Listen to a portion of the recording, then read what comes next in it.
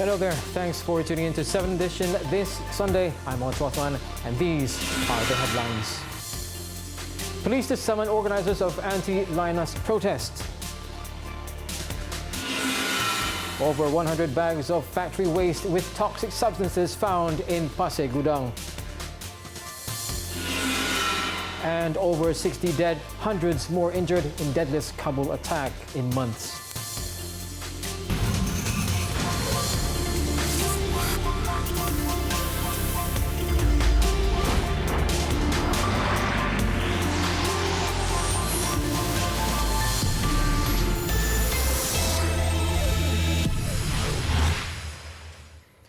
In Pahang, several hundred people gathered for an anti-Linus rally in Taman Gelora, Kuantan today, organized by the group Save Malaysia Stop Linus. Police, however, will be calling up the organizers for breaching provisions of the Peaceful Assembly Act. Kuantan Police Chief ACP Muhammad Nur Yusuf Ali said he was informed that the rally had not received consent from the owner of Taman Gelora. He said the matter was confirmed by Kuantan Municipal Council MPK President Dato' Hamdan Hussein yesterday, although he confirmed that MPK had received a request from the organizers to hold the rally. ACP Muhammad Nur said a police report will be filed to enable an investigation and that appropriate action will be taken according to the law, after referring to the state police chief. The 2-hour rally, which started at 7:30 a.m., only attracted about 300 people, with most of them carrying banners voicing objections to the operation of Linus Malaysia Sdn Bhd rare earth processing plant in Gebeng. Also present were Bentong MP Wong Tak and 2 Pahang State Assemblymen Lee Chian Chung and Sim Chong Siang. Jadi kita pun ambil nasihat Tun dan juga ambil nasihat orang-orang yang cintakan alam sekitar. Jadi kita tidak jadi bakar. Tapi kita menunjukkan kemarahan kita, kita koyak janji Pakatan Harapan itu. Okey, sebab itu tadi saya tunjukkan bagaimana kita koyak kan. Itu hanya satu aksi simbolik. Tan added they were against the way the radioactive waste generated at Linus was being handled and feared for the safety of nearby residents and workers. An elderly man suffered injuries to 80% of his body after an explosion at his home in Georgetown, Penang this morning. The 8 a.m. incident on the 20th floor of Green Garden apartment on Jalan Paya Terubong also caused a wall to collapse and other damages around the premises. Authorities said 62-year-old Lee Kok Eng had tried to light a cigarette in the living room before the explosion occurred. It is not yet clear what caused the explosion, but Paya Terubong Fire Station Chief Muzamir Muhammad Saleh did not rule out the possibility of a gas leak. Fortunately, Lee's pregnant daughter-in-law, son and grandchild who were sleeping in one of the rooms in the house escaped unhurt. The impact of the explosion had also caused a crack in the wall of an apartment unit next door. An investigation is underway to determine the cause of the blast and total amount of losses incurred.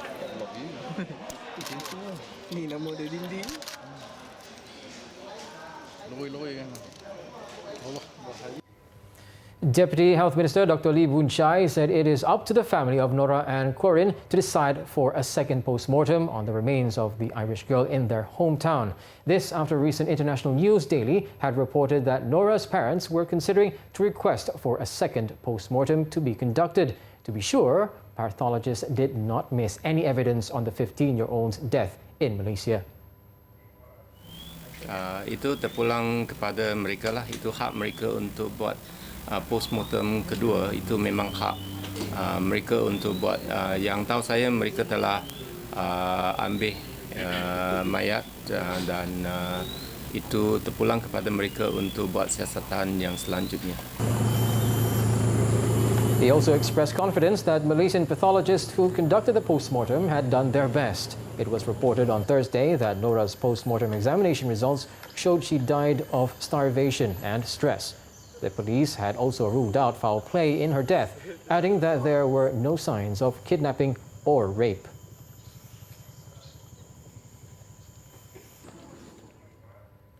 The Agriculture and Agro-Based Industry Ministry is investigating claims that approved permits, APs, by the government are being offered for sale online for the import of a variety of food products. Its Minister, Datuk Salahuddin Ayub, said the ministry would take stern action if the APs granted to the holders were being traded through social media platforms.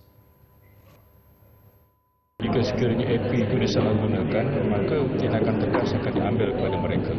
Saya bila keluar berita itu semalam telah minta supaya Datuk KSU untuk menyiasat perkara ini. Dan kita tak boleh biarkan. Saya akan mengambil tindakan tanggungjawab sepenuhnya untuk memastikan keluaran AP itu tidak disalahgunakan. Datuk Salahuddin, who is Parti Amanah Negara Deputy President, said the ministry has the authority to retract the licenses and would not compromise with those who do not comply with the conditions. Besides agricultural produce, local media reported that AP holders for flour, poultry, meat, sugar and round cabbage were believed to have advertised the sale of the permits through a goods and services website. The government expects 45,000 residential units to be in place after the Kampung Baru redevelopment project is implemented. This compared to the estimated 3,000 to 3,500 homes in the area now.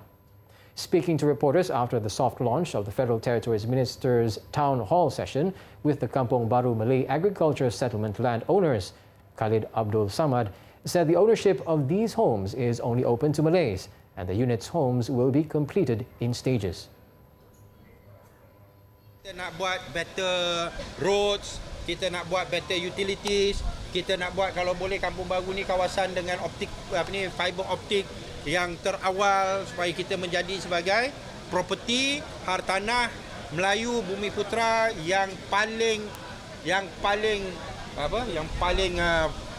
hot lah, yang paling bernilai, yang paling hot, yang menjadi rebutan oleh masyarakat Melayu Bumi Putra. Khalid added the landowners or their families will be given the chance to ask questions and propose ideas during the next town hall session scheduled for September 21st. Among the proposals to be presented during the upcoming town hall session is to expand the neighborhood's business area up to 8 million square feet. The area will also feature a green zone and a mosque with an open space which could be used for parking, especially on Fridays.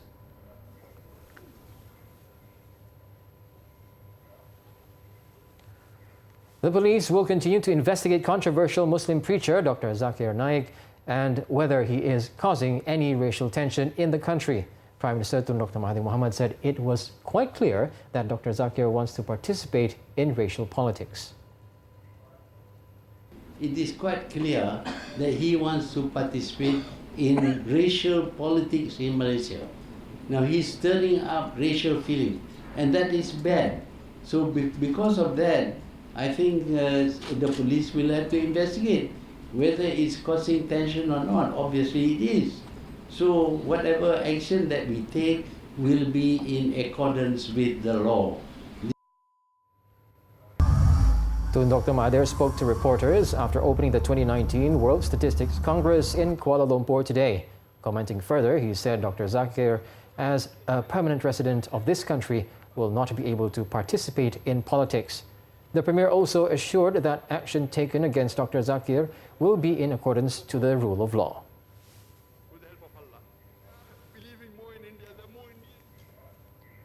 Two police reports were lodged at the Pasir Puteh Police Station and Seri Alam Police Headquarters this morning because of a new discovery of toxic waste in Pasir Gudang, Johor.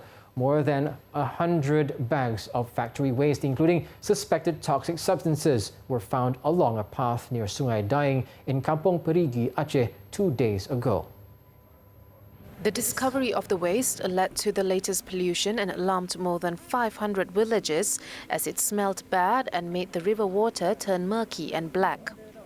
According to Kampung Perigi Aceh Head Village, Othman Adon, the latest waste was dumped inside bags and bottles and that there were about 20 factories close to the village. The bags and bottles reportedly bore 4 factory names. Local media reported the discovery of a new contamination area on Tuesday based on the toxic wastes found. The Department of Environment, the Pasir Gudang Municipal Council, the Department of Irrigation and Drainage and the Johor Department of Fisheries have come down to review and take samples of the river water for investigation. The Fire and Rescue Department has identified 106 areas as hotspots that contributed to the haze problem in the country. Its Director General, Datuk Muhammad Hamdan Wahid, said, however, that all fires in the hotspots nationwide have been extinguished. Kita percaya jerebu yang kita alami yang ada sekarang ini adalah kerana tiupan angin daripada Sumatera disebabkan oleh kebakaran hutan di sebelah Indonesia. Dan kita percaya bahawa selepas hujan turun di beberapa tempat, khususnya di kawasan Sarawak dan juga Lembah Kelang, kita dapati bahawa mungkin jumlah pembakaran terbuka ini dan juga kebakaran hutan ini akan menurun. Dan kita akan sentiasa memantau kerana kita ada hotspot tertentu yang kita telah kenal pasti. Sebagai contoh dalam Selangor, Pahang dan juga Perak. Di Sabah dan juga di Sarawak. Commenting further, Datuk Muhammad assured that the department will continue to monitor the haze situation in Sarawak, which is the worst affected state in Malaysia. He said fire extinguishing efforts in Kuala Baram, Mili are also underway using aerial water bombing with the help of the Malaysian Maritime Enforcement Agency. Now coming up, 10,000 fans throng Twice Light's concert in KL. Stay with us.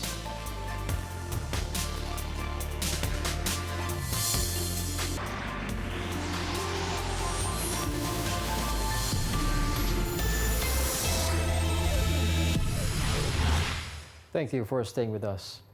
Now with world news, joy and celebration turned into horror and carnage when a suicide bomber targeted a wedding hall packed with people in Kabul, Afghanistan.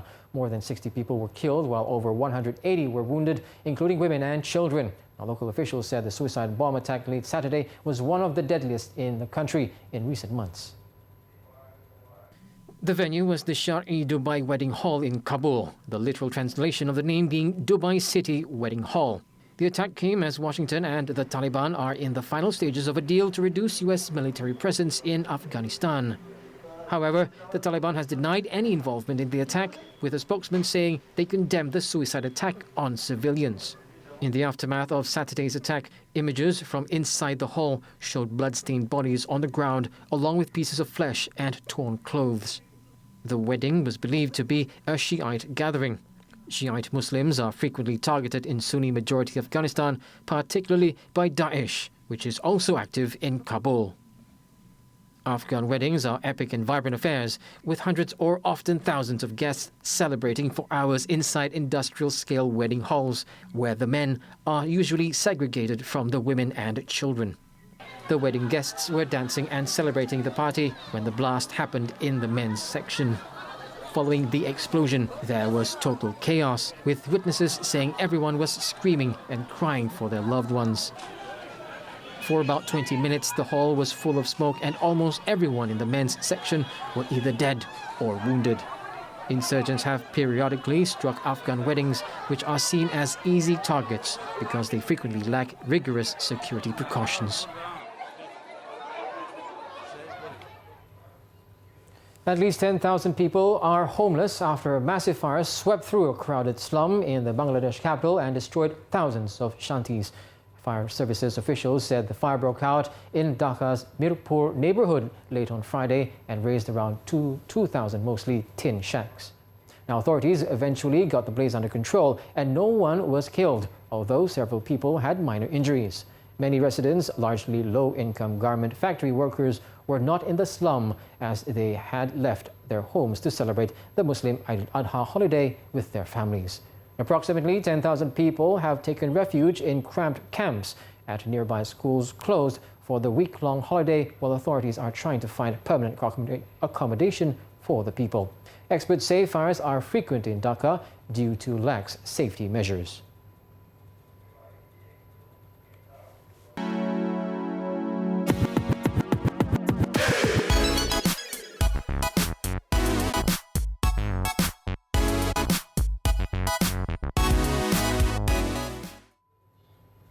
It's time for our daily segment, Clickbait, where we take a look at what's trending and making rounds in the cyber world today. Now, Malaysian citizens are very generous when it comes to donating money to strangers or street beggars that are in need. Now, unfortunately, many are easily tricked by some of these individuals. In this instance, one was caught red-handed as he pretended to cry in front of passerby for money. The footage, caught by someone sitting in a car, has raked in over 500,000 views online since its upload a week ago. The incident reportedly happened near Muar Bandar Maharani Bandar Diraja in Johor last Sunday. In the video, the uncle seems to be crying and bawling his eyes out while holding out a bowl for money. But as soon as the coast is clear, like an actor, he shifts his emotions and begins to count the cash. The uploader managed to capture the dramatic moment, and netizens are not happy. Many hilariously volunteered for being a beggar, suggesting that they too could earn so much more. One comment advised people not to give any more donations to street beggars and called him a great actor.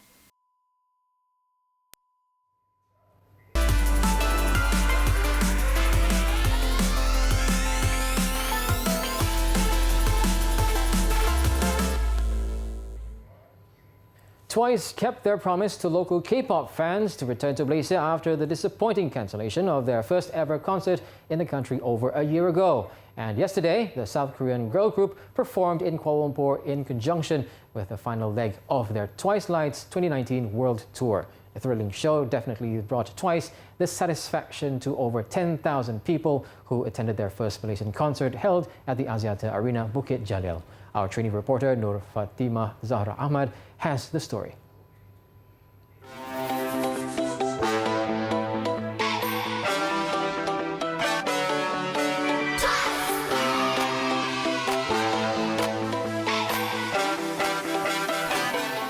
If you don't know already, Twice is actually one of the biggest K-pop girl group in South Korea and also well known internationally. With over millions of fans following their official social media, Twice have definitely won the hearts of their fans, or known as Once.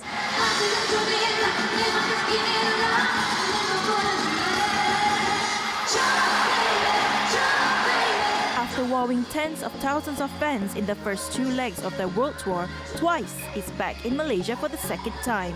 Fans could not suppress their joy and enthusiasm as this is the first time they get to meet and see idols perform live on stage. Kuala Lumpur was their 9th stop out of 16 other cities across Asia and North America. The gorgeous ladies even greeted the fans in Malay.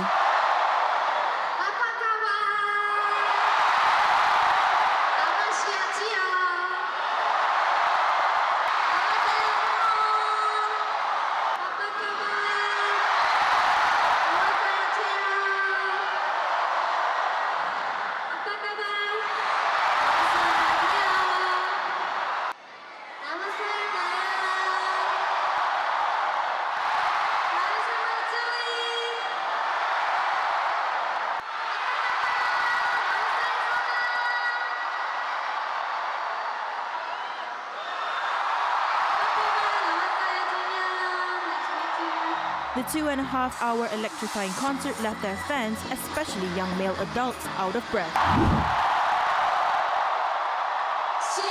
The fans also screamed and sang together to all of the 25 songs performed by the group, including hits such as Fancy, TT, and Likey. Oh my god, it was awesome! Like, oh my gosh, like it was so awesome! Like everything about it is spectacular. It's lit. It's lit. Like we love Twice. Like we love Twice. Yeah. The concert was great. I get to stand at the closest place on the arena. I love the concert very much. It was very exciting. I really get to meet them in person this time. Well, I've been a fan of them for a very long time. During the show, Dayun got a little bit emotional because she felt bad that the 9th member of the group, Mina, could not be a part of the tour due to health issues. Despite being one member down, Twice did not disappoint their onces. They also told fans that a new album will be out soon and promised their return to Malaysia for another show. Would you be coming over next time? Promise me? Terima kasih. Nur Fatimah Zahra Ahmad reporting for 7Edition.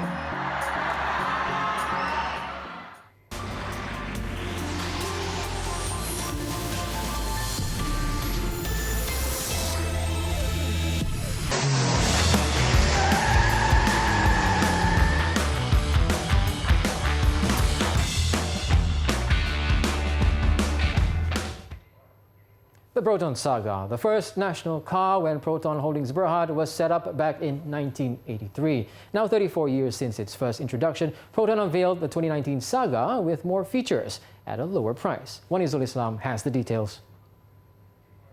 The beloved car of Malaysia, which has been with us since 1985. Now the Proton Saga will be introduced as the first generation after the merger of Proton and Geely. This is the 2019 Proton Saga, which it delivers with us intelligent proposition with supreme styling, smart savings, as well as superb stability.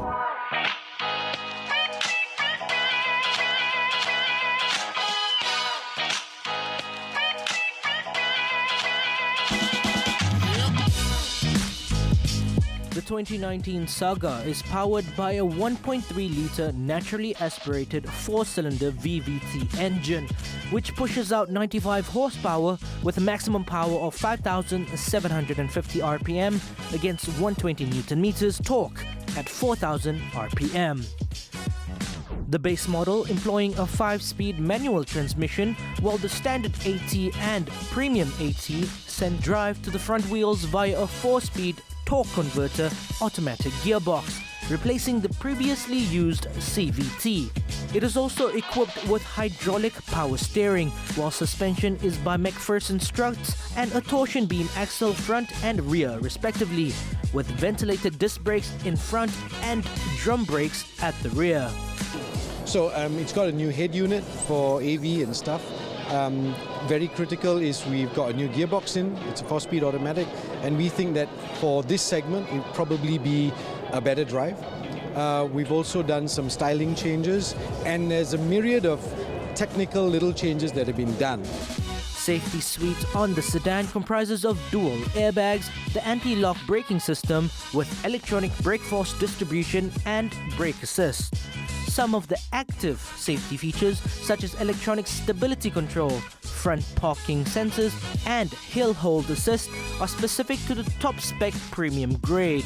For the look and design, the 2019 Proton Saga sports a bunch of restyled elements and some fresh bits that lend it a refreshed look while retaining its essence.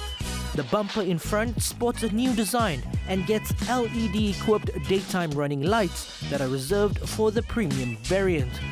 Also, the grille features infinite weave finish, which uplifts the styling in front. In line with the front and side facets, the rear end also receives changes for an enhanced appearance, featuring Proton inscription on the boot, a new bumper, and an integrated spoiler atop. Stepping inside the car, the seats are now wrapped with new fabric upholstery, and the center console also receives a revamp. A 7-inch floating touchscreen infotainment unit is layered in the premium variant. The infotainment system supports smartphone connectivity, and it gets 2 additional speakers over the standard version, which comes with just 2 speakers. The 2019 Saga price range starts from 32,800 ringgit for the base manual trim, while its automatic version is slightly pricier at 35,800 ringgit, and the top spec Saga 1.3 Premium is priced at 39,800 ringgit. Wanizul Islam reporting for 7Edition. Wraps up 7 Edition this evening. I'm Otto Othman. Thanks for tuning in. Until next time, good night.